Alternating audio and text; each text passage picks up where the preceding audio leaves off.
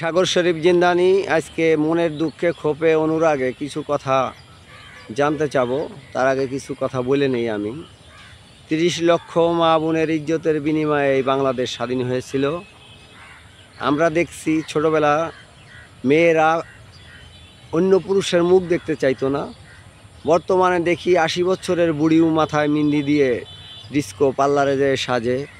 সেই হস্তেনীদের ঘরেই যে মেয়েদের জন্ম হয়েছে, তারা এখন বাংলাদেশের নাম পরিবর্তন করে থাইল্যান্ড বানাইতে চায়। থাইল্যান্ডের মেয়েরা যেমন ফ্রি সেক্স করে, রাস্তায় হাফ প্যান্ট গেঞ্জি পরে হাঁটে, তা বাংলাদেশের মেয়েরা এখন আন্দোলন করতেছে এই হাফ প্যান্ট গেঞ্জি পরে হাঁটার জন্য, সমান অধিকার নেওয়ার জন্য। তাদের ব্যক্তি স্বাধীনতা, তারা যে পোশাক পরবে কিছু বলা যাবে না। দরবেশ সাহেব, এই ব্যাপারে আপনি কিছু কথা বলেন। আসলে প্রিয় দেশবাসী, আসসালামু আলাইকুম। আজকে জিন্দানি সাহেব আমার কাছে যেই বিষয় জানতে চাইলেন, বিষয়টা এরকম। আগের দিনের মা চাষিরা, আমার খালা ফুপুরা, সকলেরই দেখতাম এক জায়গার থেকে অন্য জায়গায় বেড়াইতে গেলে, অর্থাৎ বাপের বাড়ির থেকে স্বামীর বাড়ি গেলে বা স্বামীর বাড়ির থেকে বাপের বাড়ি আইতে চাইলে রাত্রের বেলা আসতো, বোকরা লাগাইতো, তারপর হাত মোজা পাও মোজা লাগাইতো, আবার হাতে ছাতিও রাখতো। কোনো লোকের সাক্ষাৎ নিতে চাইতো না, অর্থাৎ পর পুরুষের মুখ তারা দেখতে চাইতো না। আর এখন বর্তমান যুগের মেয়েরা পুরুষ দেখলে তাদের ভালো লাগে, তাই তারা সামনে আগায় যেতে চায়। সমান অধিকার নারী পুরুষ বাংলাদেশে যে চাইল, এটা তো শেখ হাসিনা পূরণ করেই দিছে। এখন নতুন করে তারা উলঙ্গ হইতে চায়, তারা শর্ট প্যান্ট পরতে চায়, গেঞ্জি গায়ে দিতে চায়। এই ব্যাপার, এটা আসলে কুলাঙ্গার মেয়ে যারা, বর্তমানে জাতিগত নির্দেশনা যাদের নাই, তারাই এগুলি চাইতে পারে। যদি কোনো মা বোনের গর্ভের থেকে আসে, মুসলমান শতকরা আমাদের দেশে ৯৫ জন মুসলমান, এটা মুসলিম কান্ট্রি। তাই এই মুসলিম কান্ট্রিতে এরকম উলঙ্গ অবস্থায় চলাফেরা করতে দেওয়া যায় না।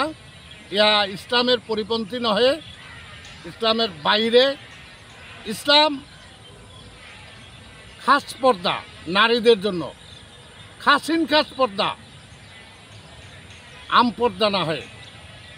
আর আম পর্দা যেই কথাটা বলা হয়েছে, সাধারণ পর্দা, এটা পুরুষের কাছেও থাকা উচিত। তাই আমাদের দেশে বর্তমানে যে আন্দোলনগুলো চলতেছে, এই আন্দোলনগুলোর কোনো যুক্তিত্ব নাই, যুক্তির বাহিরে। কাজেই আমি প্রধান উপদেষ্টার কাছে বলবো যে এই কথা কোনো রকম মাইনে নেওয়া যাবে না। এবং উপদেষ্টা মণ্ডলী, সারা বাংলাদেশে যে কয়জন উপদেষ্টা মণ্ডলী আছেন, আপনারা একত্রে বসে আর একটা সলিউশন নেন। দেশে হানাহানি, মারামারি, কাটাকাটি, এই রাস্তায় মেয়েরা মিছিল করা, এগুলো আসলেই সুন্দর না। গত ১৫ বছর যদিও আওয়ামী লীগের শাসন ফেন্সিবাদী শাসন ছিল এবং আওয়ামী লীগের শাসন পুলিশের শাসন ছিল, তারপরও রাস্তায় কোনো এরকমভাবে আন্দোলন করতে পারে নাই। এটা গণতান্ত্রিক বহির্ভূত বলতে চান, বললেই ভালো। আসলে একদিন আন্দোলন করলে বাংলাদেশের কত কিছু নষ্ট হয়, কত টাকা নষ্ট হয়, সেটা ওরা জানে না। তাই আমি বলতে চাই, আপনারা সাবধান হয়ে যান। আমার মা বোন আছে, আমিও মায়ের গর্ভে জন্ম নিয়েছি, আমারও বোন আছে, আমারও মেয়ে আছে। অতএব তোমরা আমার মেয়ের মতো, তোমরা আমার মা বোনের মতো, তোমরা আমার নিজের নাতি নাতনির মতো। অতএব তোমরাও ঘরে চলে যাও। নারীদের সমান অধিকার হলেও পর্দাশীলভাবে চলা উচিত, কেন জন্ম নিচ্ছেন, আপনারও মৃত্যু হবে। এই বলে এখানেই রাখছি। দেশ ও দেশের বাইরে যারা আছেন, আমার ভিডিওর কথাগুলো শুনবেন।